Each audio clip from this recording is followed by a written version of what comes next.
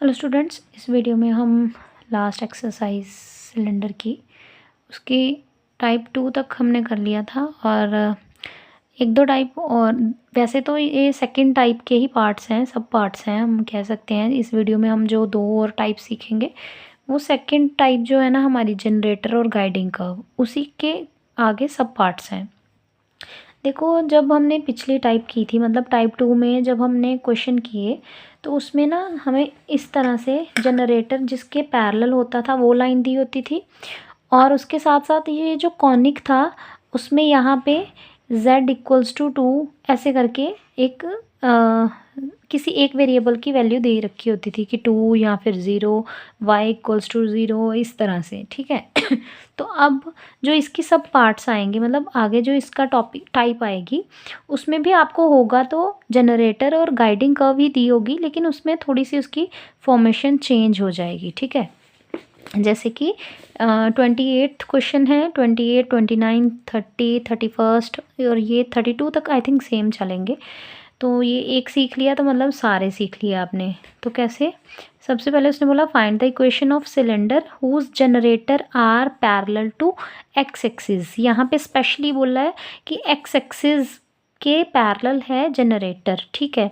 तो जनरेटर हमारी जो साइड में जनरेटर होती है ये किसके पैरेलल होगी? एक्स एक्सिस के पैरेलल होगी। मतलब इसकी डायरेक्शन कोसाइंस क्या आएंगी? 1 0 0। ठीक है। और and passes through the curve. और जब मैंने कर्व देखी तो वो ये तो देखने में ये x square plus y square plus z 2z square equals to 1 second degree की और साथ में कॉमा डाल के हमारा एक प्लेन सा दिया हुआ है ना। तो यहाँ पे तो प्लेन कैसा होता था? पिछले जो टाइप मतलब टाइप 2 ही थी, लेकिन उसमें z इक्वल्स टू 2 ऐसे पॉइंट दिया होता था जिसको हम पुट कर लेते थे। ठीक है ना, गाइडिंग जनरेटर की इक्वेशन में। तो यहाँ पे ऐसा कुछ नहीं है। ऐसा प्लेन जो है ये भी आगे तीनों वेरिएबल्स में है, x में भी, y में भी और z में भी। तो इस टाइप के क्वेश्चन में हमने क्या करना है, आप इसको थर्ड टाइप माने चाहे टाइप 2 के आगे सब पार्ट माने। ठीक है। तो ये थोड़ा अलग है पिछले वालों से, भी बड़ा इजी है। देखो यहाँ पे सिर्फ लिखा है उन्होंने, पहले तो इक्वेशंस कर्व की इक्वेशन लिखी, उसके बाद हमने क्या करना है। देखो यहाँ पे उन्होंने बोला find the equation of cylinder whose generator are parallel to x axis. अगर एक्स एक्सिस बोला है तो मतलब सिर्फ एक्स एक्सिस बोला है तो जो इक्वेशन ऑफ सिलेंडर है वो पैरेलल टू एक्स एक्सिस है। और किस फॉर्म में होनी चाहिए? अगर एक्स एक्सिस बोला है तो वाई और जेड की फॉर्म में होनी चाहिए। तो इसका मतलब एक्स एक्सिस बोला है तो मैं क्या करूँगी, जो प्लेन वाला पार्ट है ये वाला पार्ट है ना, इसमें से ये सेकेंड डिग्री की है यानी कि ये 2 डिग्री की है और ये फर्स्ट डिग्री की है, मतलब ये प्लेन है। प्लेन वाले हिस्से में से मुझे क्या करनी है, अगर एक्स एक्सिस लिखा है तो एक्स की वैल्यू निकालनी है। एक्स की वैल्यू क्या आएगी? ये सारा क्वांटिटी दूसरी साइड भेज दूंगी तो एक्स की वैल्यू निकालनी है और इसमें उठा के पुट कर देनी है, बस काम ख़त्म। कुछ नहीं करना, बस यहाँ पे जैसे जेड एक्सिस लिखा है तो यहाँ से सेकंड डिग्री वाली नहीं, प्लेन वाली में से अगर एक्स एक्सिस लिखा है तो एक्स की वैल्यू निकाल लूँगी, वाई एक्सिस लिखा होता तो वाई की वैल्यू निकालती, जेड एक्सिस लिखा होता तो जेड की वैल्यू निकालती। इससे वैल्यू निकालनी है और सेकंड डिग्री वाले में पुट कर देनी है, दैट्स इट, काम ख़त्म। Show that the equation of quadratic generator intersect करता है and parallel to z axis is this. Answer भी दे रखा है साथ में।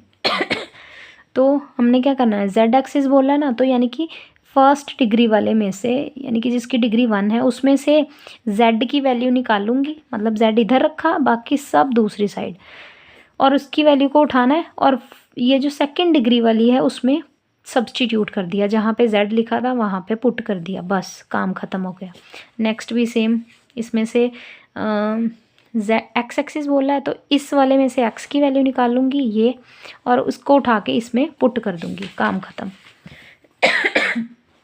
इस तरह से 31-32 तक क्वेश्चन सेम रहेंगे। ठीक है।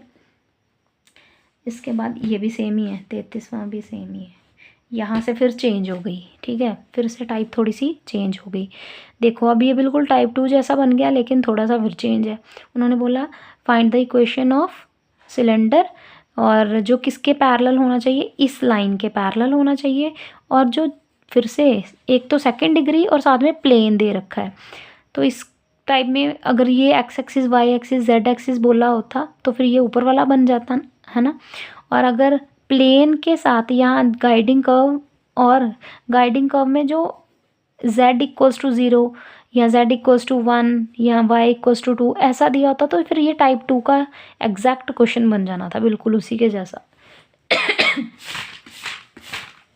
मतलब ये जो हमने पिछले वाले किए हुए हैं ना, बिल्कुल टाइप 2। पिछली वीडियो में नहीं, पिछली वीडियो में जहाँ पे मैंने टाइप 2 सिखाई थी है ना, वो वाली वीडियो में वो वाला क्वेश्चन बन जाना था अगर ऐसे दिया होता z equals to 0 z equals to 1 ऐसे करके, है ना। तो मैं बस ऐसे करती और पुट कर देती यहाँ पे।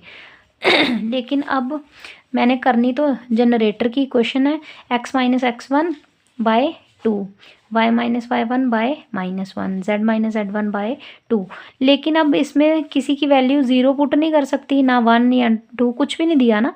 तो मैंने क्या करना है, इसको r के इक्वल रखना है। यहाँ से x y और z की value in terms of r निकालनी है। पहले इसको इसके साथ इक्वेट करो, फिर x की वैल्यू आ जाएगी इन टर्म्स ऑफ r, मतलब 2r प्लस x1 ये इस साइड। फिर y की वैल्यू पता कर लूँगी इसी तरह से, y की वैल्यू आ जाएगी -r प्लस y1, और z की वैल्यू पता कर लूँगी, वो आ जाएगी twice of r plus z1। ये x y और z की वैल्यू उठानी है। इन दोनों में से पहले करनी दोनों में ही है पुट, लेकिन पहले मैं फर्स्ट डिग्री वाली में पुट करूँगी, वहाँ से r की वैल्यू को निकाल लिया जाएगा। फर्स्ट डिग्री वाली में पुट किया x y z की वैल्यू को, वहाँ से r को इकट्ठा करके r की वैल्यू फाइंड कर ली। फिर मैंने वही x y और z दोबारा जो सेकंड डिग्री की क्वेश्चन थी ना उसमें भी पुट किए। पुट करने के बाद इसको अरेंज किया, क्वाड्रेटिक r मतलब 2 डिग्री वाला r, अकेला r और बिना r की जो क्वांटिटीज़ हैं उनको अलग अलग छांट के कर लिया। अब r की जो ऊपर वैल्यू फाइंड की है उसको सब्सटीट्यूट कर देना है, उसको सॉल्व करना है, और लोकस मतलब x1 y1 z1 की जगह पे x y z लिख देना है। कुछ नहीं है, बिल्कुल ईजी है। सबसे पहले जनरेटर की इक्वेशन पता कर लो, जैसे पिछले टाइप 2 में शुरुआत में ही की थी, ठीक है, पिछली वीडियो में।